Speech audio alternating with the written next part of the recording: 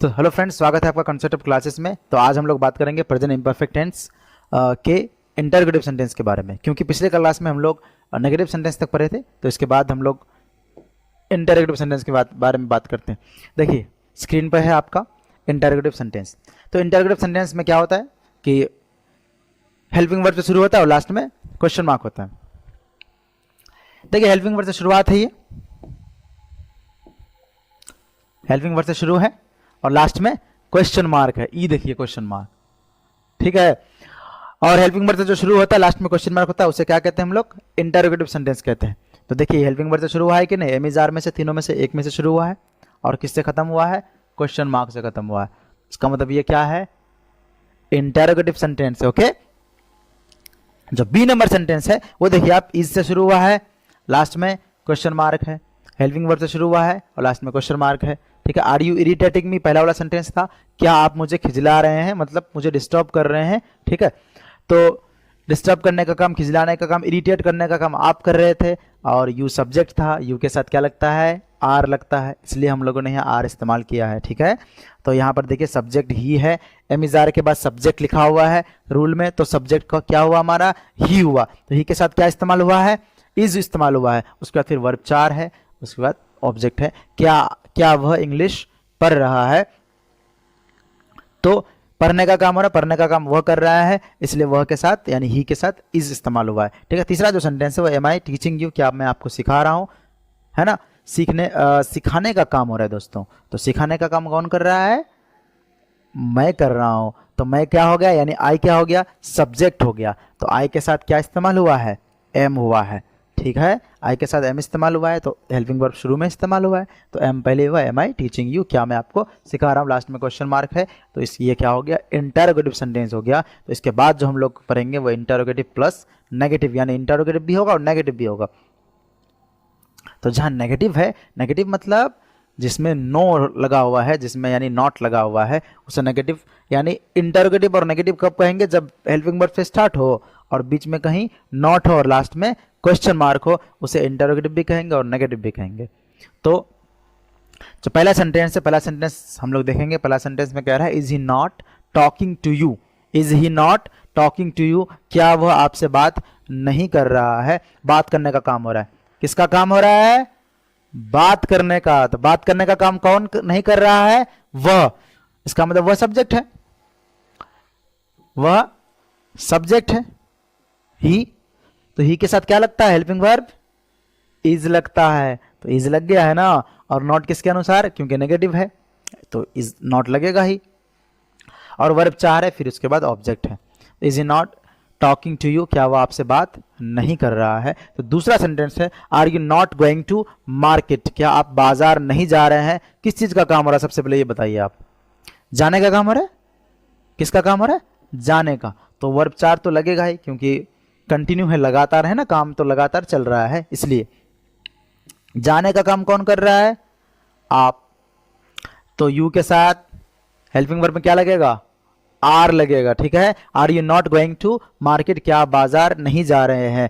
और तीसरा जो सेंटेंस है वो है is Akbar not taking rest, is Akbar not taking rest, क्या अकबर आराम नहीं कर रहा है? तो अकबर आपका क्या है? सिंगुलर नेम है, वो सब्जेक्ट के रूप में है। सिंगुलर नेम के साथ क्या लगता है? इज लगता है, इसलिए अकबर के साथ यहाँ इज इस्तेमाल हुआ है। और नॉट तो नेगेटिव है, इसलिए नॉट लगा हुआ है। उसके बाद वर्ब 4 है, फिर is he not, is Akbar not taking rest, क्या अकबर आराम नहीं कर रहा है? आराम करने का काम हो रहा है। आराम करने का काम कौन नहीं कर रहा है? अकबर नहीं कर रहा है। तो अकबर आपका सब्जेक्ट हो गया, क्योंकि वर्ब का जो काम करता है उसे सब्जेक्ट कहते हैं, ठीक है।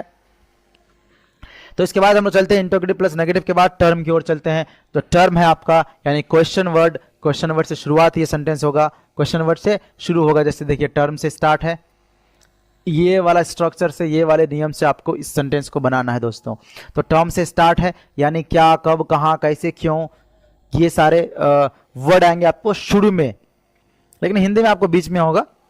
यहाँ हम लोग इंग्लिश की बात कर रहे हैं, तो इंग्लिश में आप ये शुरू में होगा नियम के अनुसार। टर्म जो है वो शुरू में होगा। उसके बाद हेल्पिंग वर्ब होगा क्या? एम, इज या आर।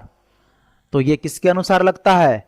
सब्जेक्ट के अनुसार लगता है। जैसा सब्जेक्ट होगा उसी तरह आपका हेल्पिंग वर्ब इस्तेमाल होगा। ओके, तो सब्जेक्ट क्या है आपका? सब्जेक्ट की जगह यहाँ देखिएगा ध्यान से, यू है, सब्जेक्ट क्या है, यू है, और उसके साथ क्या लगा है, हेल्पिंग वर्ब आर लगा है, और आपका क्या है, वाट टर्म है, वाट आर यू डूइंग, आप क्या कर रहे हैं, डूइंग तो आपका वर्ब 4 है, आप क्या कर रहे हैं, ठीक है।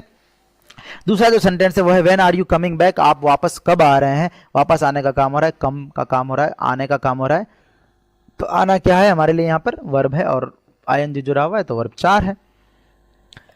वापस आने का काम आप कर रहे हैं तो यू क्या है, सब्जेक्ट है, यू के साथ हेल्पिंग वर्ब आर इस्तेमाल हुआ है, इसलिए when are you coming back, आप कब वापस आ रहे हैं, और ये आपका कब क्या है, टर्म है, कब क्या है, टर्म है।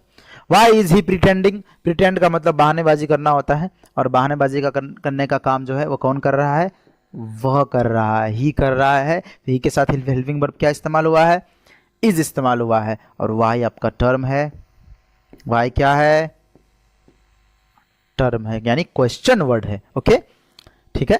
तो इसके बाद जो हम लोग चलते हैं वो नेगेटिव टर्म की ओर चलते हैं। नेगेटिव टर्म का मतलब फिर वही नेगेटिव बात आ गई, टर्म का मतलब जो क्वेश्चन वर्ड से इस्तेमाल हो, जो क्वेश्चन वर्ड से इस्तेमाल हो, वाई, वेयर, हाउ, हु, ठीक है।